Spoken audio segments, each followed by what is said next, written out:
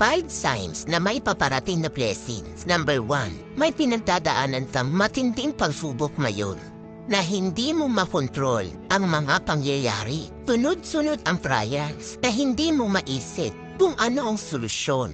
Number 2, feeling mo mag-isa ka. May pinapalitan, inaayos, o inaalis ang itaas para sa'yo. At mararamdaman mo na nag-iisa ka sa prosesong ito. Number 3, may nararamdaman kang pagbabago. Kahit hindi mo pa ito nakikita, magko-connect ito sa buhay mo. Number 4, lumiliwanag ang panaginip mo. Nakikipag-usap si God sa panaginip mo. Pinapakita niya yung magandang plano niya na malaking blessing na darating sa'yo. At number 5, may mga nanggugulong kaaway.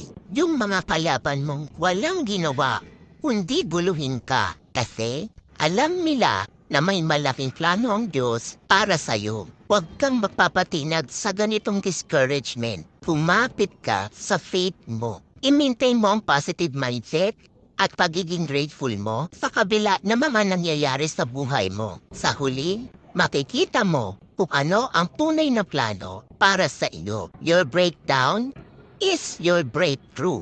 Malapit na yan.